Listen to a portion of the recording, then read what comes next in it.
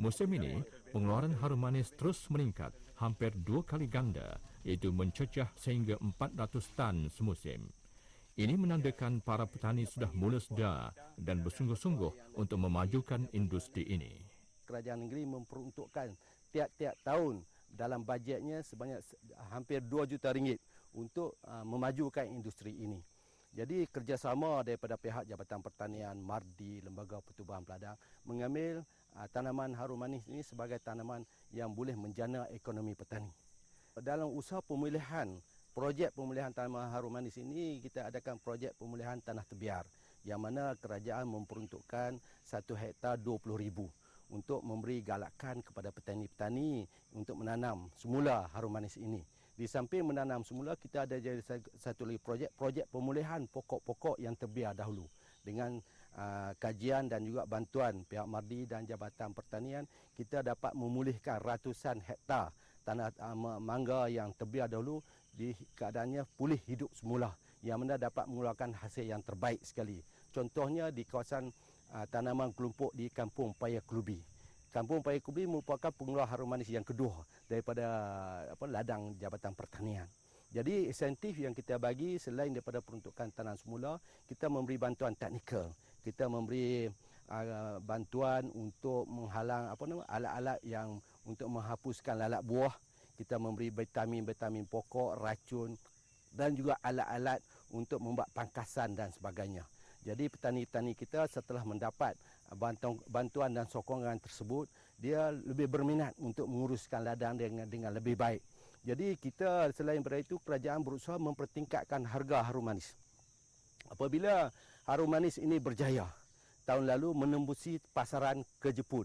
Ini memberi satu impak yang cukup besar, yang mana kita dapati pada tahun ini harga harum manis melambung begitu tinggi. Kerana apa? Permintaannya cukup hebat disebabkan kita berjaya memasarkan buah ini menembusi pasaran Jepun.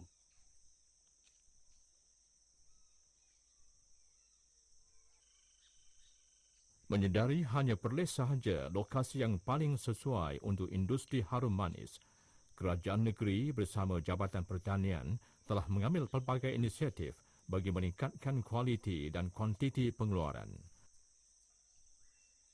Untuk itu, kerajaan negeri telah memperuntukkan sebanyak 1.8 juta ringgit setahun untuk membangunkan industri harum manis dengan sasaran tanaman seluas 1,000 hektar menjelang tahun 2015.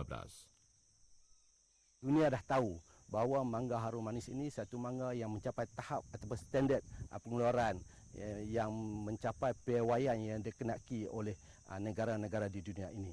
Saya minta semua petani dan juga pengusaha dan juga entrepreneur berusaha dengan gigih untuk menanam buah-buahan yang disyorkan untuk diekspor dengan kualiti yang tinggi seperti yang dikenaki oleh negara yang mengimport buah-buahan berkenaan.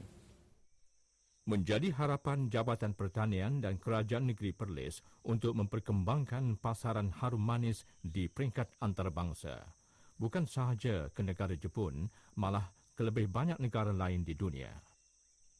Selain itu, mempelem harum manis Perlis akan didaftarkan sebagai harta intelek agar tidak ada pihak yang tidak bertanggungjawab menggunakan jenama ini sewenang-wenangnya.